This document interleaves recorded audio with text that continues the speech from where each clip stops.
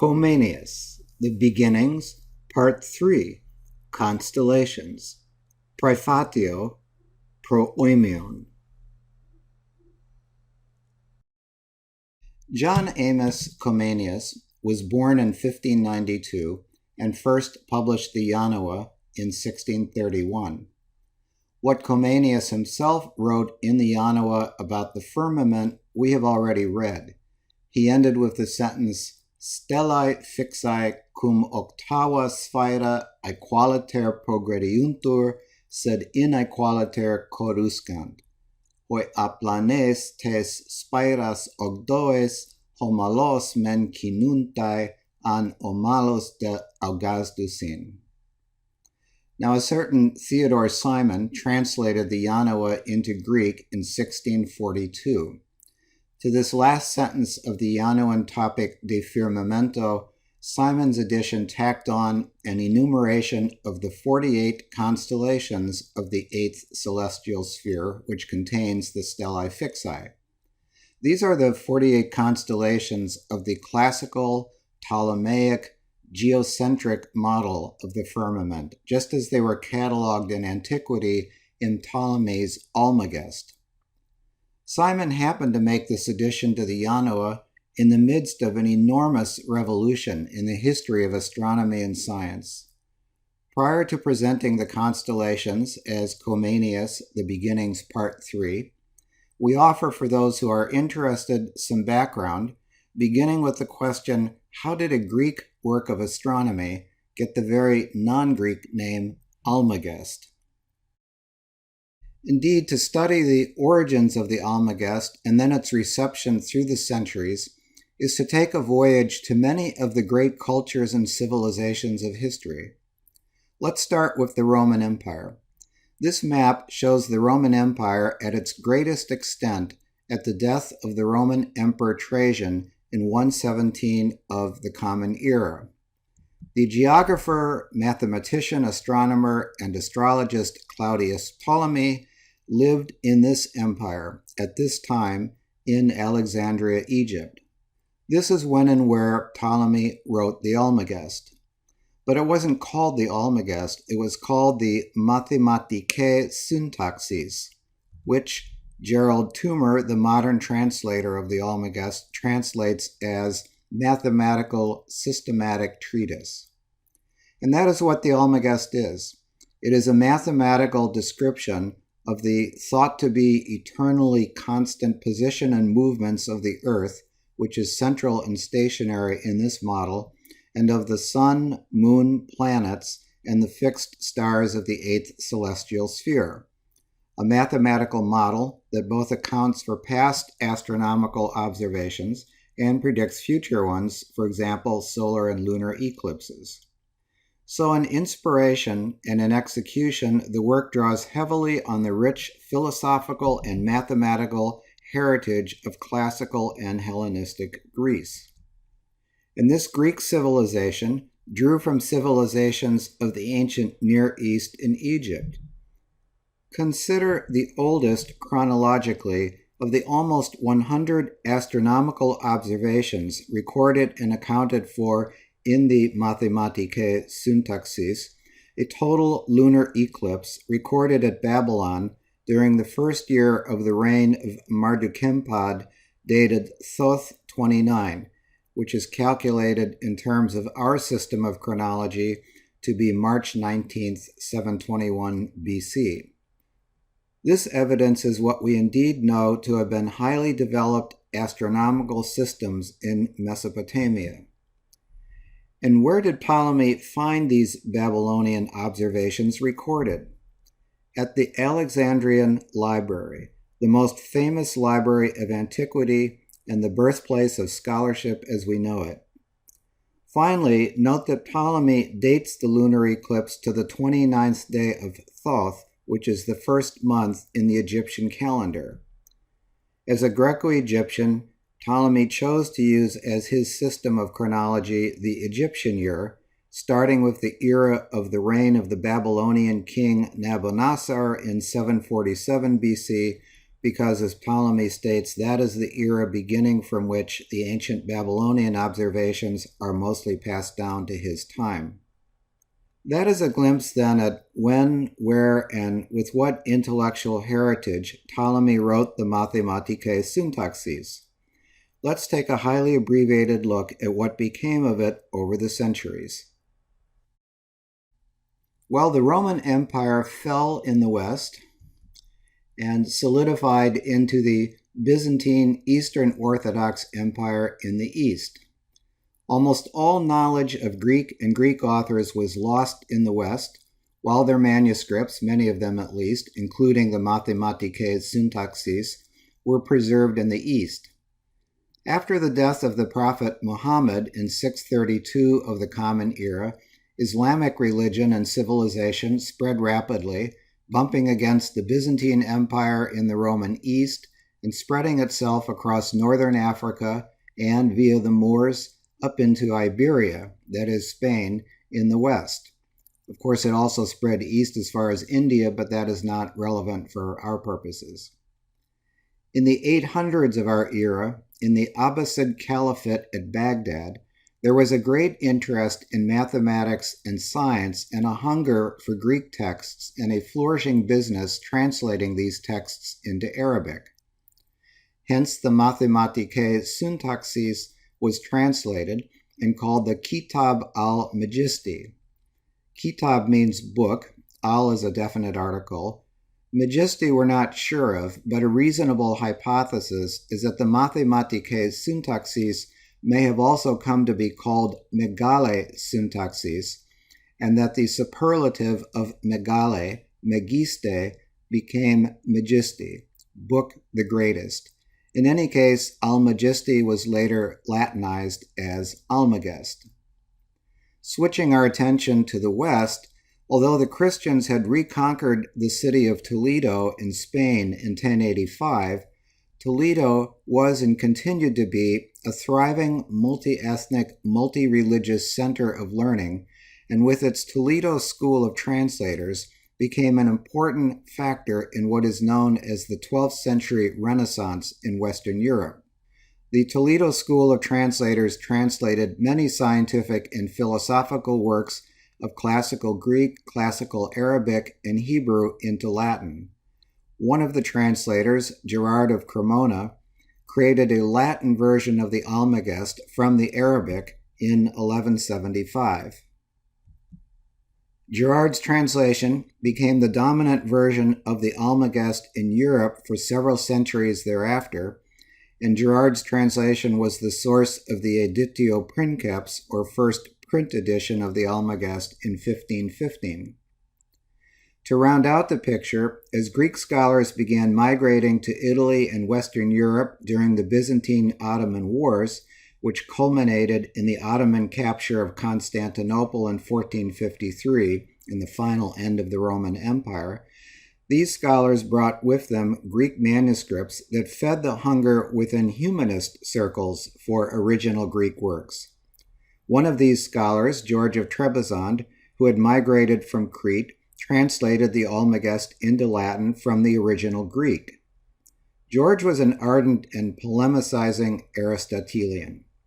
Cardinal Bessarion, an ardent Platonist who hated George, sponsored another translation from the original Greek, which was started by the humanist George Feuerbach and completed by the German mathematician and astronomer Johannes Müller, known by his Latin epithet Regiomontanus.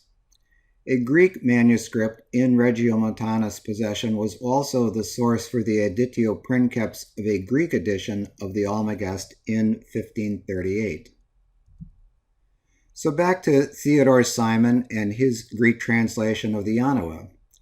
Presumably with a print version of the Latin and/or Greek Almagest in hand, Simon sets out in 1642 to add the 48 Ptolemaic constellations to the Ionoa. This was certainly a conservative choice given the astronomical and scientific maelstrom going on around him. Consider first the many new constellations and celestial objects being discovered, thanks to the Age of Discovery, For example, the first major printed star atlas, Johann Bayer's Uranometria 1603, added 12 new southern constellations based on observations from the first Dutch trading expedition to the East Indies. And thanks to the telescope, the first refracting telescopes were built in the Netherlands and improved upon by Galileo in 1608 through 1610. Sir Isaac Newton built the first practical reflecting telescope in 1668, shortly before Comenius' death in 1670. By the way, do we still have constellations today? Yes. In 1922, the International Astronomical Union, or IAU, adopted the modern list of 88 constellations. And the new non-Ptolemaic constellations have also been given Latin names, for example, Vulpecula, the little fox. Also note, modern astronomy makes an important distinction between constellation and asterism. Consider, secondly, the Copernican revolution, the paradigm shift away from the Ptolemaic and to the heliocentric model of the cosmos. In the very year of Simon's edition, 1642, Galileo died still under house arrest for heresy by the Roman Catholic Church's Holy Office. Let's have a look at this paradigm shift that Comenius and Simon were living in the midst of. The Feuerbach Regiomontanus epitome of the Almagest was an important part of the astronomical education of Nicolaus Copernicus. Copernicus's De Revolutionibus Orbium Coelestium, published in the year of his death, 1543, was the first systematic case for heliocentrism in the modern world. Tycho Brahe, who died in 1601, was the last and one of the best of the naked eye astronomers, that is, the astronomers working before the telescope. His 1573 publication, De Nova Stella, documented with precise measurements the birth of new stars, what today we call supernovae, which refuted the dominant Aristotelian belief in an unchanging celestial realm. Brahe also proposed a model of the cosmos called the Teutonic system that was still geocentric. The sun and the moon and the stars revolve around the earth, but the planets in this model revolve around the sun. Brahe's assistant, Johannes Kepler, established new laws of planetary motion and lent support to Copernicus's heliocentrum in his, Kepler's works, Astronomia Nova, 1609, Harmonices Mundi, 1619, and Epitome Astronomiae Copernicanae, 1617 to 1621. Galileo Galilei's diverse achievements included improvements to the telescope, as we noted, along with important astronomical observations and foundational work in kinematics and material science. His dialogue concerning the two chief world systems, written in Italian and later translated into Latin as Systema Cosmicum, made the case for the Ptolemaic and the Copernican systems, but clearly supported the Copernican.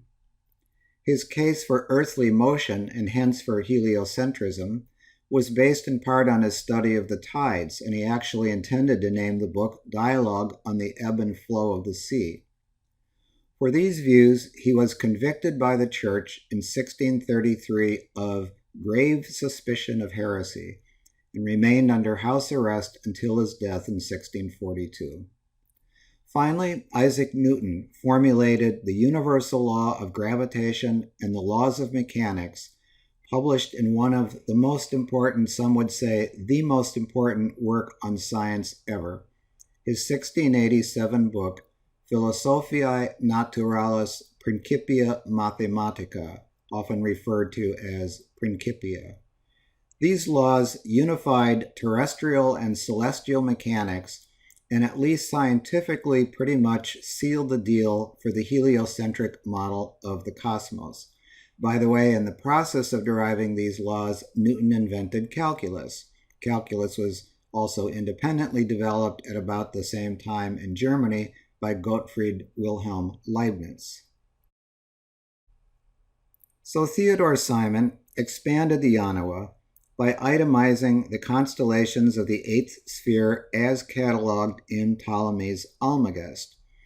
We've tried to make this seemingly innocent editorial choice a little more interesting by explaining what the Mathematicae Syntaxis was, how it found its way into Western libraries over 1,000 years later under the name Almagest, and how during the lifetime of Comenius and his translators, its geocentric view was being displaced, though not without great religious controversy.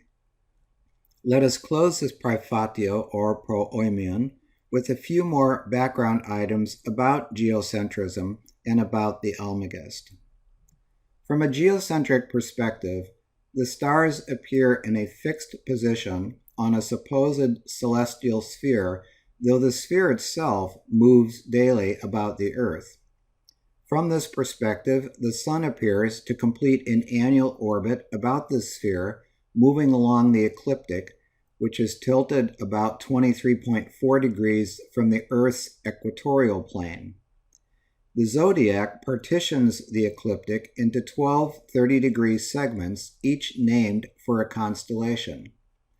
In the fixed star catalog of the Almagest, Ptolemy catalogs these 12 zodiacal constellations, plus 21 in the northern celestial hemisphere above the zodiac and 15 in the southern. This is what a page of the fixed star catalog looks like, as printed in an 1816 Greek-French edition of the Almagest by the Abbé Nicholas Halma. For each constellation, the example here is for Hokrios, Aries, the ram, Ptolemy gives its asterismos. That's, of course, where we get the word asterism.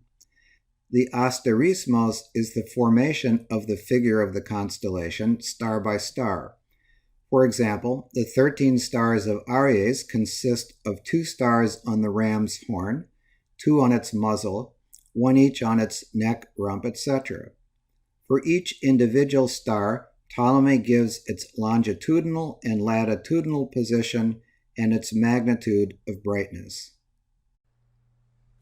Ptolemy defined 6 magnitudes of stars, visible to the naked eye, on a logarithmic scale where each magnitude is twice the brightness of the following. Of course, today we are no longer limited to 6 magnitudes or even to visible light only, thanks in part to the Hubble Space Telescope. It seems appropriate to end this preface by contemplating the almost impossible to grasp expansion of our astronomical horizons and what that does to our sense of who we are in the universe, and then trying to imagine how impressive was Ptolemy's mathematical model in his day, and in turn how revolutionary and indeed upsetting was the Copernican, Keplerian, Galilean, Newtonian, heliocentric model in Comenius's day.